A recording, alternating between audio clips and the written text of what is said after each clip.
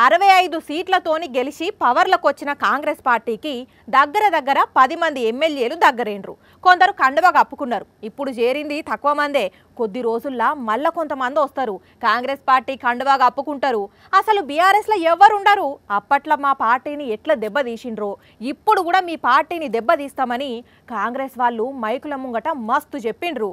జరంతా BRS వాళ్ళు కూడా dull అయినట్టే కొట్టిండ్రు కదా. కానీ తెలంగాణ ముఖ్యమంత్రి పిసిసి చీఫ్ రేవంత్ రెడ్డికి గట్టి దెబ్బ తాకిందులో సొంత జిల్లా ఎమ్మెల్యే కృష్ణమోహన్ రెడ్డిని ఏరి కోరి చేతిలో చెయ్యేసి కాంగ్రెస్ పార్టీలోకి పట్టుకపోతే పట్టుమని 10 రోజులు కూడా ఉండకుండానే ప్లేట్ పిరాయించిండు. సీదా అసెంబ్లీలోనే కేటీఆర్ ను కలిసిండు. సొంత పార్టీల షరీకైండు. పాత దోస్తులతో పురుసతగా ముచ్చటబెట్టిండు. అయితే గద్వాల నియోజకవర్గంలో కాంగ్రెస్ పార్టీ లీడరు మాజీ జెడ్పీ చైర్పర్సన్ వర్గంతో పొసుగకపోవడం ఒకటైతే ఇన్ని రోజులు కారు పార్టీలో ఉన్న కార్యకర్తలు ఇమడలేక చెయ్యి పార్టీలతో సోపత్ చేయలేకపోయేసరికి మళ్ళా సొంత గూటికే చేరిండని టాకిన్ వస్తున్నది.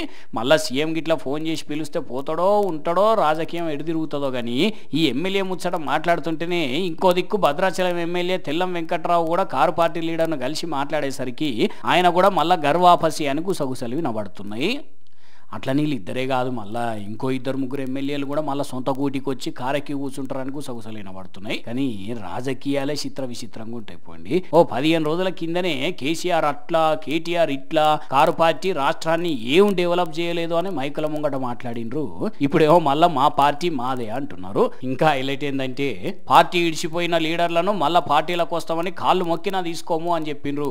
ఇప్పుడు కాంప్రమైజ్ అయ్యి రమ్మని రమ్మని అన్నట్టే చేర్చుకుంటున్నారు. గట్లుంటది చూడండి రాజకీయం అంటే.